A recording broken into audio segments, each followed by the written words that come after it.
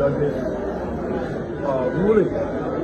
But let me comment again on the evidence, because I heard again some lawyer talking about overwhelming evidence. Do you have eyewitnesses? No. Do you have camera to show who lit the fire? No. Do you know who lit the fire? No.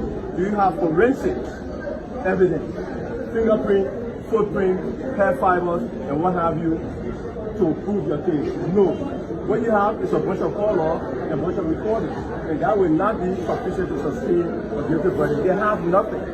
But it was important, it is always important, and the lawyers state of this trial that they put everything on the record.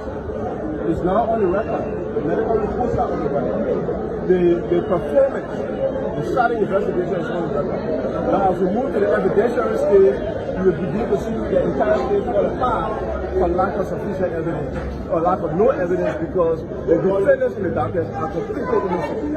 Okay, sir, in the report, we saw some of the portions that is glaring that there were, like the defendant claimed these were confirmed, but the question is the time frame, which is one of the things the judges were concerned about, that the time frame of what happened, and then the report also stated that it might not have been as a result of the torture. No, you're wrong. You see, we got to learn to read and comprehend, right? In Thomas Etheridge's report, let me just take one. It says consistent with allegation of torture, period. There's no qualification. If you look at, I believe it was Stephen Bro, it said consistent with allegation of torture, but could be other things. So you don't just take what they wrote about Stephen Bro because it's convenient to you. You take what they wrote of each of them. Huh? There are several others. I'm just giving. Okay. So maybe there were 2 of them or 3 of them. What happened to the ones where they were consistent? You know that? You don't. Okay? Yeah.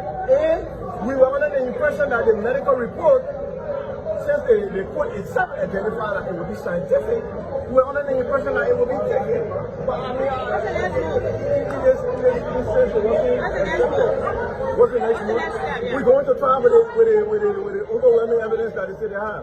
Which again, they do not have eyewitness. They do not have camera to show who lit the fire. They do not have forensic evidence. Imagine the FPRC evidence said the cola bottle contained water and kerosene. What kind of nonsense is that? Well, that's the lawyer's decision. I'm not going to interfere with what they choose to do. No, but I'm not representing myself. The lawyer that representing himself has a fool for a client.